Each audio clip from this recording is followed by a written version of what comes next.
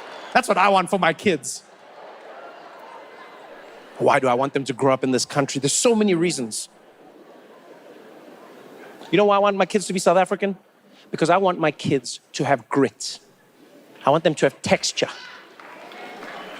You take for granted what a child growing up in South Africa learns. You take for granted what they have to go through. It makes you something special, you know? It polishes you, a diamond from the rough.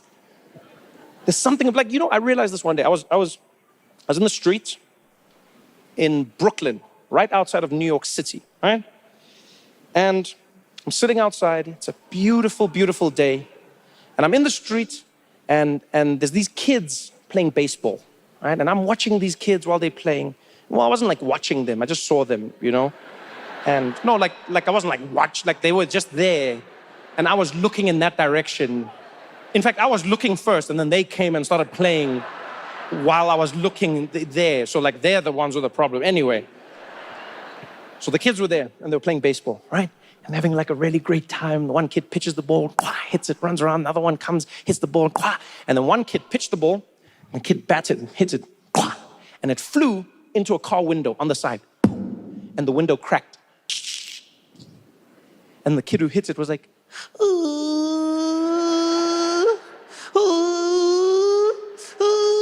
and then the kid who threw the ball, he was like, and then the other kids who were just standing around, they were like, and then soon it was 10 kids all crying at different times. I can't have children like that. One broken window, 10 children crying. Guys, that'll never happen in South Africa.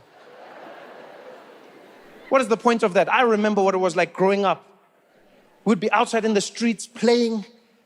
Everyone was there busy with the soccer ball.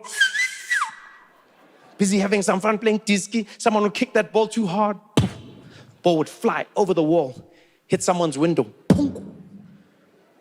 And the thing I love is South African windows always act like they're not gonna break.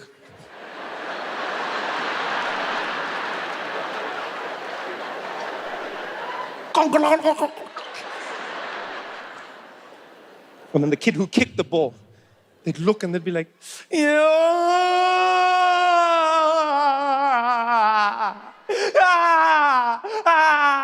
and the rest of us would see what is about to happen. We'd know. We understand why our friend is terrified. They're in more trouble than they've ever been in their lives. But we wouldn't cry. What is our crying going to help our friend? No. We would be there. We would look over into our friend's eyes. We'd stare at them and we'd be like, I love banana. You broke the window. They're gonna hit you. They're gonna kill you. And then we'd take the ball and be like, see you tomorrow. Those are the kids I want. That's why I want South African children. You kidding me? And the most important reason I want to have children that are South African is because I want children who have culture and respect. Culture and respect. You take that for granted as a South African. The way we treat each other, even in the toughest times, you take it for granted because you're here. But guys, South Africans, we're truly a cut above the rest. Like, you think I'm wrong. You think I'm lying. Go, walk anywhere in public where there are other South Africans. Fall flat on your face. Pa! Tell me there's no South African there who will feel your pain. You'll fall. Bah! They'll all be there like, sorry. Ooh, sorry. Ach, shame, man. Ach, nee, man. Ach, shame. Ach, fooi toch, man. Ach, shame. You know that doesn't happen overseas. Yeah. There's a lot of countries around the world where no one cares about what happens to you if they don't know you. I saw this firsthand in New York. I was walking through the street, and there was this old lady who had just come back from grocery shopping, and she was carrying her bag. And this lady was old, guys. Like old. Like old. You're not like old. Like old, like she was knocking. You know what I mean? Like old. Do you know what I mean? Yeah, like even where like the angel of death was there walking with her like, anytime I know I'll just be here in case. Like old, I'm talking about